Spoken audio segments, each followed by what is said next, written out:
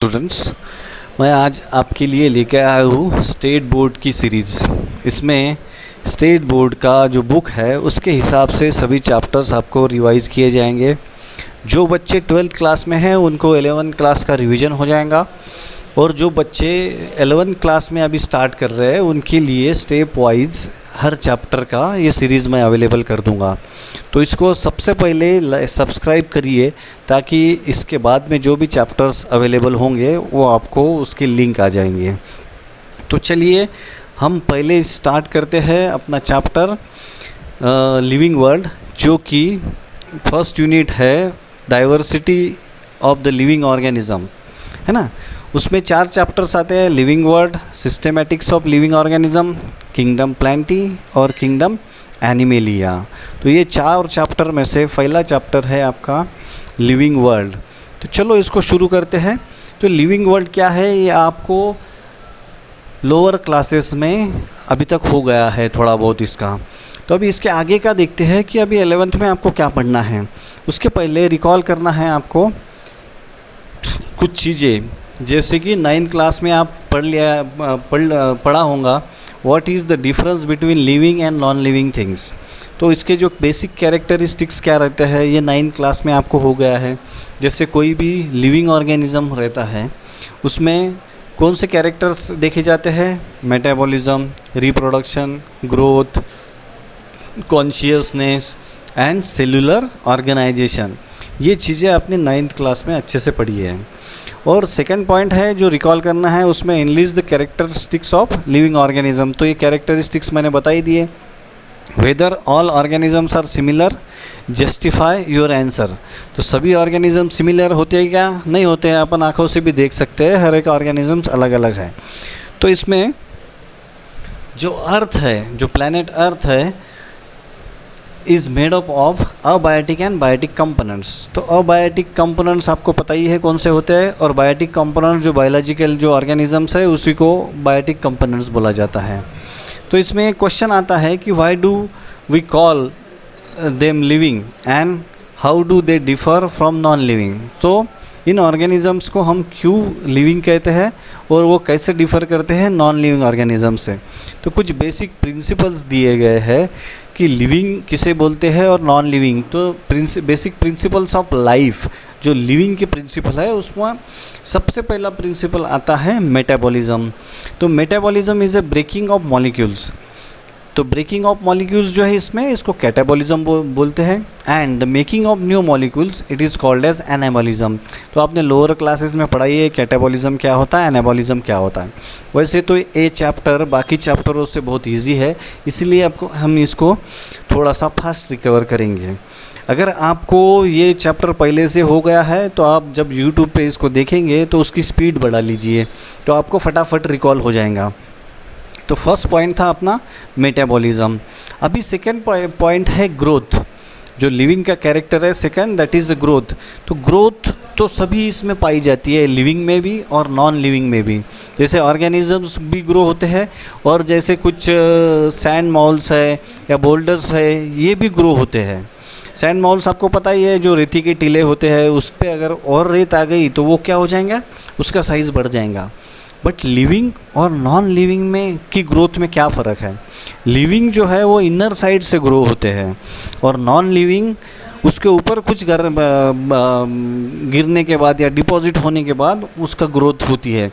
तो ये basic difference आपको ग्रोथ में याद रखना है। तो ग्रोथ और डेवलपमेंट्स, तो थर्ड पॉइंट क्या गया है, growth and development are not the process which have unlimited time span.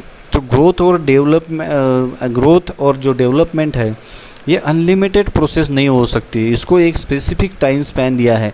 जैसे ह्यूमन बींग्स ग्रो होते हैं तो उनके सेल की ग्रोथ पहले फास्ट होती है, एक मैच्योरिटी आने के बाद वो स्टॉप हो जाती है। जैसे एक ह्यूमन बींग्स की एक जेनेटिकली वो 5 फीट 5 इंच का होगा या 6 इंच का होगा या 7 फीट का होगा, वहीं तक वो ग्रो होता। उसके बाद में उसके बॉडी में जितने भी ऑर्गेनल्स है या सिस्टम्स है उनका भी एक टाइम रहता है, वहाँ तक कुछ सालों तक वो अच्छे से काम करेंगे, उसके बाद में उसकी एफिशिएंसी कम हो जाती है सभी ऑर्गन्स की।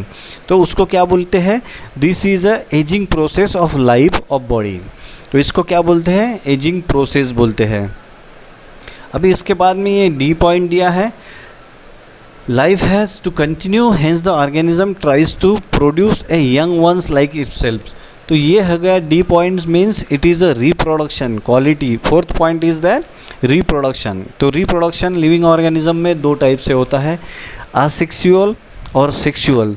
तो असेक्सुअल के जो मेथड्स है आपने पहले देखा या आने वाले समय में हम देखने वाले हैं इसमें। तो असेक्सुअल रिप्रोडक्शन में इसमें डिफरेंस क्या है असेक्सुअल और सेक्सुअल में। असेक्सुअल रिप्रोडक्शन में only single parents are there, and in case of sexual reproduction 2 parents are required. So this is the basic difference between the sexual and asexual reproduction. जैसे organisms reproduce हो रहे हैं तो सभी organisms reproduce होना चाहिए, तभी वो लिविंग ऑर्गेनिज़म की प्रॉपर्टी बोल सकते हैं उसको। तो इसमें ऐसा है कि सभी ऑर्गेनिज़म्स रिप्रोड्यूस हो नहीं सकते, किस किस के में वो एबिलिटी ही नहीं रहती या तो फिर उसकी एबिलिटी लॉस हो जाती है। इन दिस केस क्या होता है, देखो कि जैसे म्यूल्स, स्टराइल वर्कर्स और बीज, जो हनी बीज वर्कर्स रहते हैं ना वो रिप्रोड्यूस नहीं कर सकते। कुछ ह्यूमन बींग्स भी रहते हैं वो स्टराइल हो जाते हैं, उनमें रिप्रोड्यूस, उनको बच्चे पैदा नहीं हो सकते। तो ये भी एक स्टरिलिटी है। इसीलिए ये जो है रिप्रोडक्शन, ये तो लिविंग का कैरेक्टरिस्टिक्स है, but it is not a defining characteristics, जिसको डिफाइनिंग कैरेक्टरिस्टिक्स में नहीं पकड़ा जा सकता। क्योंकि देखो नॉन लिविंग थिंग्स भी है, वो भी रिप्रोड्यूस होती है। एक बड़ा पत्थर है, उसके 2 हो गए तो वो क्या हो गए, उसमें काउंट तो बढ़ गया है, 1 से 2 हो गए, बट उसका रिप्रोडक्शन कैसा हो गया, कुछ एनवायरमेंटल इफेक्ट की वजह से हो गया, बट उसको लिविंग नहीं कहा जा सकता। तो ये है। तो अभी हमने पूरी प्रॉपर्टीज़ देख ली है लिविंग ऑर्गेनिजम्स की। एक बार रिकॉल करते हैं। मेटाबॉलिज्म फर्स्ट प्रॉपर्टी है, सेकंड है ग्रोथ, तीसरा है ग्रोथ एंड डेवलपमेंट, चौथा है आपका कॉन्शियसनेस, और ये सब प्रॉपर्टीज़ आपने अभी देख लिया है। तो इस वर्ल्ड में बहुत सारे ऑर्गेनिजम्स हैं, टोटल 5 to 30 मिलियन स्पेसीज है इसमें जो वर्ल्ड में रहती है। उसमें से 1.7 to 1.8 जो स्पेसीज है वो ह्यूमंस ने डिस्कवर कर लिया है। बट इन सब को जब अपने को याद रखना है तो अपन ऐसे तो याद नहीं रख पाएंगे। तो इसके लिए क्या है, उसकी सिस्टमेटिक स्टडी बहुत एसेंशियल है ना। सिस्टमेटिक स्टडी करने के लिए कैसा है कि उसके कुछ मेथड्स बनाने पड़ेंगे। जैसे ये सिस्टमेटिक स्टडी करने के बाद ये डाटा किस काम में आएगा अपने, तो इसमें कैसा है, इंडस्ट्रीज़ है, एग्रीकल्चर है, इंटेंसिव लेबॉरेटरीज़ है जिसमें अपन मेडिसिन्स बनाना, प्लांट्स के लिए एंटी जो डिसीज़ के लिए मेडिसिन्स लगती है वो बनाना, है ना। अलग अलग फील्ड में ये सब चीज़ें बहुत ही मीनिंगफुल हैं, और ये बेसिक अगर सबको रहा तो बेटर रहता है कि सभी वर्ल्ड में कोई भी स्टडी कर सकता। तो इसके लिए सर्टन एड्स डेवलप किए गए, उसको क्या बोलते हैं, टैक्सोनॉमिकल एड्स बोला जाता है। अब ये टैक्सोनॉमिकल एड्स कौन से हैं, जैसे हर्बेरियम है, बॉटनिकल गार्डन्स है, म्यूज़ियम है, बायोडाइवर्सिटी पार्क है ना। इनमें क्या है, इन सभी चीज़ों का अपन अच्छे से स्टडी कर सकते हैं। तो अभी आपने अब तक जो पढ़ा उसके बेसिस पे कुछ चीज़ें हैं जो आपको बताना है। तो फर्स्ट है, how can we study large number of organism at a glance, है ना। तो इसका यही है टैक्सोनॉमिकल एड्स यूज़ करके। उसके बाद में whether all organisms prepare their own food और नॉट, तो सभी तो प्रिपेयर करते नहीं हैं, सिर्फ प्लांट्स जो है मैक्सिमम वही अपना फूड प्रिपेयर करते हैं और उसी से बाकी लोगों को फूड मिलता है। इसके बाद में which features can be consider as all the inclusive characteristics of life, तो आपने तो कैरेक्टरिस्टिक्स फीचर्स तो देखे हैं, जैसे मेटाबॉलिज्म है, उसके बाद में ग्रोथ है, सेलुलर स्ट्रक्चर है, उसके बाद में रिप्रोडक्शन है और कॉन्शियसनेस, ऐसे 5 प्रॉपर्टीज़ है। बट इसमें इंक्लूसिव कैरेक्टर्स किसे बोला जाता है कि सिर्फ वो लिविंग ऑर्गेनिजम्स में ही प्रेजेंट रह सकते हैं, बाकी इसमें नहीं हो सकते हैं।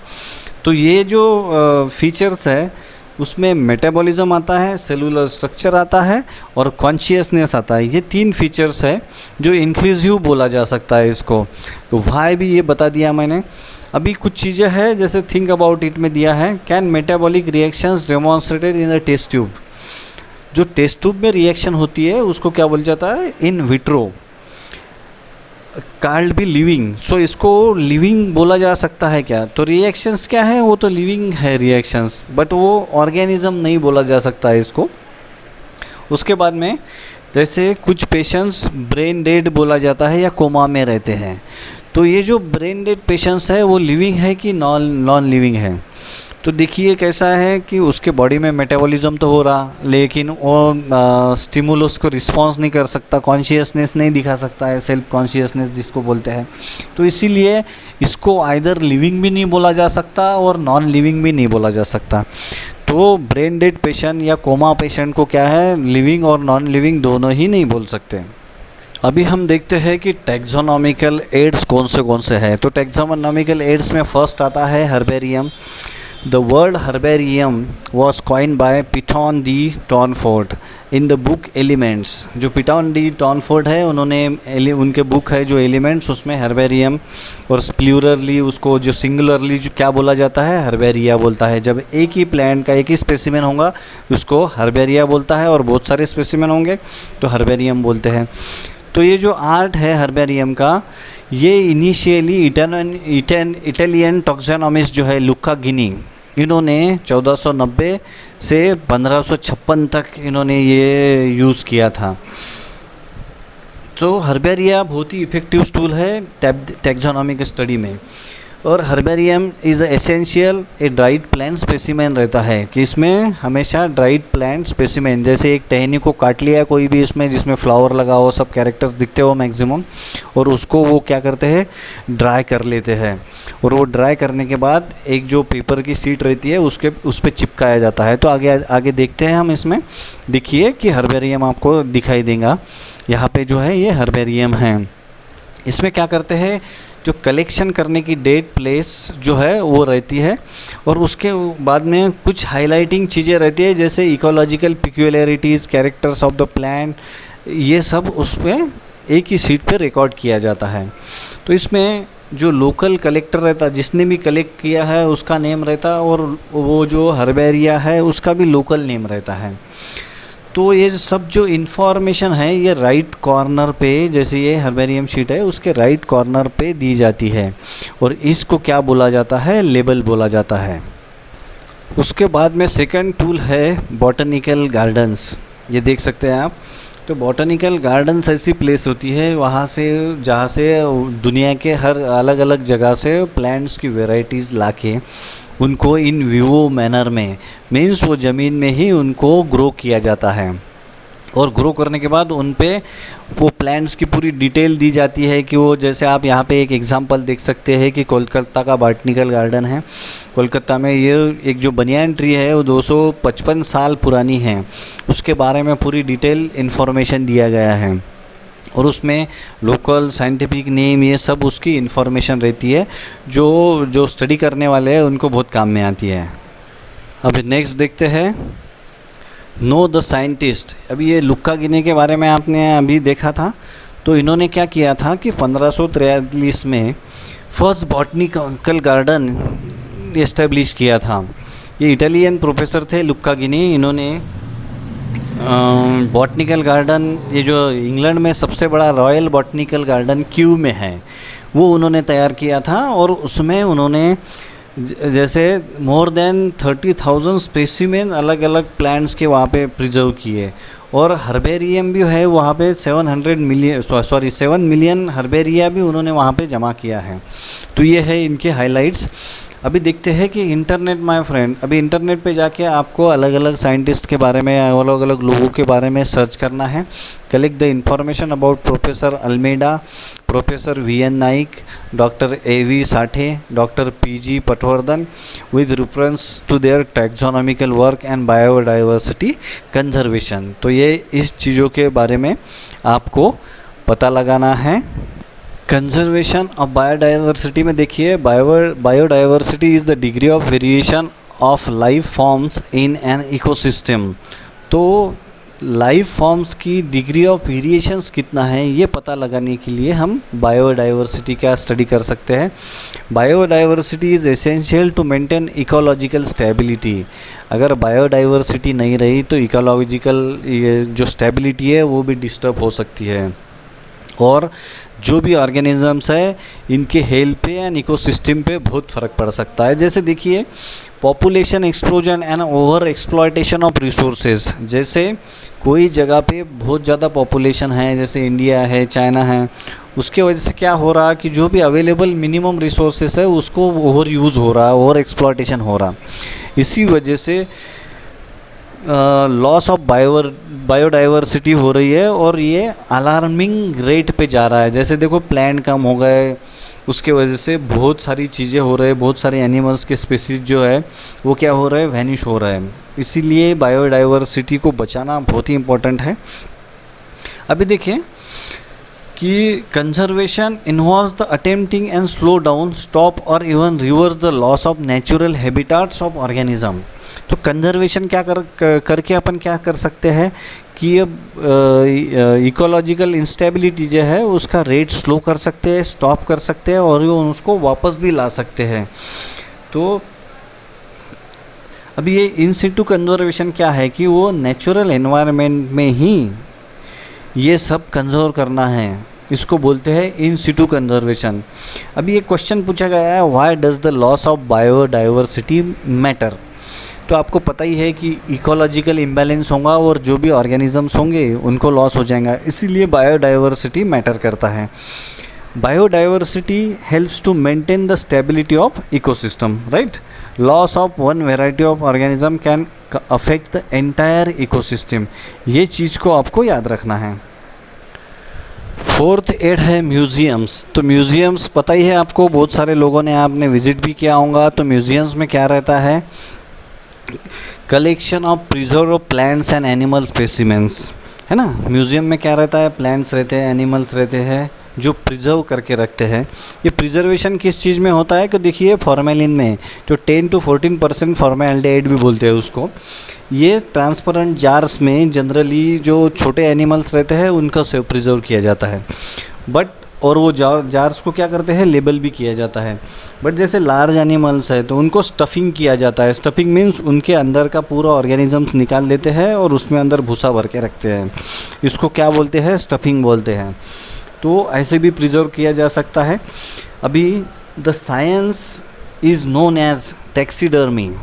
ये जो म्यूज़ियम्स में सभी ऑर्गेनिजम्स को प्रिजर्व किया जाता है उस साइंस को क्या बोलते हैं, टैक्सीडर्मी बोलते हैं। और कुछ स्पेसिमेन जो रहते हैं उसको ड्राइड फॉर्म में भी म्यूज़ियम्स में रखा जा सकता है। अभी हम कभी बहुत बार देखते हैं कि इसमें सेल, स्केलेटन एंड एनिमल्स के और इंसेक्ट है उनको भी बॉक्सेस में रखा जाता है। Thus the biological museums in educational institution is refer to as a hubs of biodiversity studies. तो ये जो म्यूज़ियम्स है उसमें देखिए आप ये पिक्चर में आप देख सकते हैं बहुत सारे एनिमल्स को यहाँ प्रिजर्व किया जाता है। यहाँ पे राइनो भी दिख रहा है आपको। तो ये क्या होगा, बच्चों के लिए ये हब होगा जहाँ पे बहुत सारे ऑर्गेनिजम्स एक ही जगह पे वो अच्छे से स्टडी कर सकते हैं। अभी इसके बाद में पॉइंट आता है जूलॉजिकल पार्क्स, जिनमें एनिमल्स को नेचुरल कंडीशन के जैसा रखा जाता है। बट वो नेचुरल होती है क्या, नहीं होती है। तो इसको क्या बोलते हैं, एक्स सिटू। जो नेचुरल के जैसे एनवायरनमेंट जूलॉजिकल पार्क्स में दी जाती है उसको क्या बोलते हैं, एक्स सिटू बोलते हैं। तो जूलॉजिकल पार्क्स बोले तो जू, जो अपने बचपन से लेके आज तक कितने बार तो भी उसको विज़िट किया होगा। अगर नहीं किया तो आपको एक बार इस एंगल से विज़िट करके देखना चाहिए जैसे आप आज पढ़ रहे हैं उसमें। तो जू में क्या हो जाता है, naturalist can study food habits and behaviour of the animals. तो ये जो जूलॉजिकल पार्क्स में एनिमल्स रखने में क्या फ़ायदा है, सिर्फ बच्चों को दिखाने के लिए नहीं, तो उनके फूड के हैबिट्स कैसे हैं और नेचुरल उनका बिहेवियर कैसा है इसको भी स्टडी किया जा सकता है। उसके बाद में अभी ये flora, manuals, monograph and catalogue जो है ये अल्सो अदर टेक्सोनॉमिकल एड्स है जो बायोडाइवर्सिटी का रिकॉर्ड रखने के लिए काम में आते हैं। तो फ्लोरा क्या है? Flora is the plant life occurring in a particular area on a time. तो फ्लोरा क्या का रिकॉर्ड रखता है? प्लांट की लाइफ एक पर्टिकुलर एरिया में कैसी है, कितने टाइम के लिए रहता है। उसके बाद में सेकंड है monograph. Monograph describes any one selected biological group, whereas manuals provide information की about identification of the species found in the particular area. तो मोनोग्राफ क्या करता है? एक पर्टिकुलर ग्रुप का रिकॉर्ड रखता है, एक आधे पर्टिकुलर एनिमल ग्रुप का रिकॉर्ड रखता है कि उनका कैसा कैसा बिहेवियर है, हैबिट्स क्या है उनकी वो।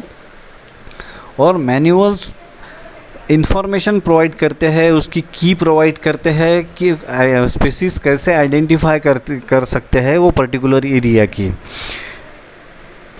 अभी आप यहाँ पे जू का एक पिक्चर देख रहे हैं, उसको वो तो आपने देखा ही होगा बहुत बार।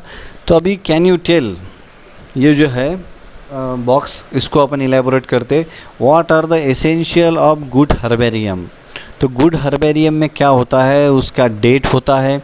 आपने हर्बेरियम शीट देखी है, उसमें राइट साइड में एक तो ऊपर पहले जो भी स्पेसिमेन अपने को वहाँ पे प्रिजर्व करना है उसका सैंपल रखते हैं, और राइट साइड में नीचे लेबल दिया रहता है। उसमें वो लेबल में क्या क्या चीज़ें रहती है, जैसे देखो डेट ऑफ कलेक्शन किसने किया, उसका लोकल नेम क्या है, उसका साइंटिफिक नेम क्या है, कहाँ पे पाया जाता है, कैसे कैसे उसके पूरे कैरेक्टरिस्टिक्स उसमें दिए जाती है। तो ये सब चीज़ें जो है एसेंशियल है हर्बेरियम में। अभी सेकंड है why should we visit botanical garden and museums and zoo. तो इसके बारे में आपने देख ही लिया कि आपने वो प्लांट्स और एनिमल्स के कैरेक्टर्स ये वो सब इन्फॉर्मेशन के लिए हमको जू और म्यूजियम्स में विज़िट करना चाहिए। सो थर्ड पॉइंट है what is ex situ and in Situ conservation. तो देखिए इन सिटू कंजर्वेशन क्या होता है कि जैसे प्लांट्स है या एनिमल्स है उनको उनके नेचुरल हैबिटेट में ग्रो हो देना, और एक्स सिटू क्या होता है कि ये आर्टिफिशियली तैयार किया जाता है उनके लिए कि उनको फीलिंग आए कि हम नेचर में रह रहे हैं करके। तो ऐसी चीज़ें हैं। अभी सिक्स्थ पॉइंट है biodiversity park. It is an ecological assemblage of species that form self sustaining communities on degraded और बैरन लैंडस्केप। मीन्स जो बंजर ज़मीन है उस पर सेल्फ सस्टेनिंग कम्युनिटीज़ जो रहती है, वेदर इट इज़ प्लांट और एनिमल स्पीसीज़ की, उनका इस इकोलॉजिकल असेंबलेज देखा जा सकता है। भी एक इसका अच्छा एग्जाम्पल अपने महाराष्ट्र में है, जो महाबलेश्वर में late Uttamrao Patil biodiversity park है जो गुरेघर में है ना। तो वो इसका एकदम बेस्ट एग्जाम्पल है। इसका नाम आपको याद रखना है। तो इसमें नेचुरल हेरिटेज जो अर्बन लैंडस्केप पे अच्छे से कैसे देखा जा सकता है उसका बेस्ट एग्जाम्पल है ये। इसके बाद में systematic classification of living organism is helpful in the understanding of inter relations, है ना। सिस्टमेटिक क्लासिफिकेशन तो हेल्पफुल है ये ऑर्गेनिजम्स के कैरेक्टराइजेशन के लिए, और ऐसा ये अल्सो इम्पोर्टेंट किस चीज़ के लिए है, इंटर रिलेशंस क्या है उसके बाद उनमें। उसके बाद में order to understand inter relations between organism and maintain the harmony of planet earth, study of biodiversity is must. तो बायोडाइवर्सिटी किसके लिए ज़रूरी है? बायोडाइवर्सिटी की स्टडी किस चीज़ के लिए ज़रूरी है? उसका सिस्टमेटिक क्लासिफिकेशन होने के बाद उनके बीच में जो इंटर रिलेशनशिप है और हार्मोनी कैसे मेंटेन की जा सकती है उनमें से प्लेनेट अर्थ पे, इस चीज़ के लिए बहुत ही ज़्यादा इम्पोर्टेंट है। अभी देखो एक और साइंटिस्ट है जिनके बारे में आपको पता करना है, that is doctor SP Agarkar. तो ये आगरकर जो है ये लीडिंग बॉटनिस्ट है इंडिया के, SP आगरकर। और ये इन्होंने मालवण जो है महाराष्ट्र का जो कोकन एरिया है उसमें इन्होंने बायोडाइवर्सिटी स्टडी किया है। तो बायोडाइवर्सिटी स्टडी के लिए इन्होंने जो वेस्टर्न घाट्स है इन्होंने वहाँ पे फ्रेश वाटर जेली फिश जो है उसको आइडेंटिफाई किया था, जो जेलीफिश जनरली अफ्रीका में पाई जाती है ना। और इनकी जो फाइंडिंग्स है, ये जो अफ्रीका की जेलीफिश वेस्टर्न घाट्स में पाई गई, उसकी जो फाइंडिंग्स है उन्होंने वो नेचर में 1912 में पब्लिश किया था। और कोलकाता के जो साइंटिस्ट है उन्होंने भी उसमें हेल्प किया उनको, और इन्होंने अच्छा खासा काम किया है इसमें। इसीलिए उनके नाम से अगरकर रिसर्च इंस्टीट्यूट जो है पुणे में, वो एस्टेब्लिश किया गया था उनके फादर के नाम से। तो यहाँ तक तो हम आ गए। उसके बाद में 7th पॉइंट ऐसा है कि एक की रहती है टैक्सोनॉमिकल एड्स में, वो किस चीज़ में काम में आती है, तो classification of plants and animal में काम में आती है। तो ये की का कैरेक्टरिस्टिक्स क्या है कि इसमें 2 ऑप्शन रहते हैं हमेशा। तो अगर प्लांट ग्रीन है या प्लांट के लीव्स अगर ग्रीन हैं तो उसमें फिर फ्लावर्स रेड है कि वाइट है देखना पड़ता। अगर येलो है तो उसमें भी फिर रेड फ्लावर है कि वाइट फ्लावर है। ऐसे 2 ऑप्शन हर जगह इसमें दी जाती है। तो ये बेसिक कॉन्ट्रास्टिंग कैरेक्टर्स जो है उसके लिए इसका यूज़ होता है, और ये आइडेंटिफिकेशन में बहुत ही ज़्यादा काम में आती है। ये आपको स्टेट बोर्ड में भी पूछा जाएगा कि what is the importance of key, तो इसको अच्छे से करके रखिए। One of the contrasting character gets accepted and the other rejected. तो 2 में से एक कैरेक्टर आपको क्या करना है, एक्सेप्ट करना है जो भी दिखता है उसमें। और जो स्टेटमेंट रहता है की में, उसको क्या बोला जाता है, लीड बोला जाता है। तो normally keys are analytical in nature.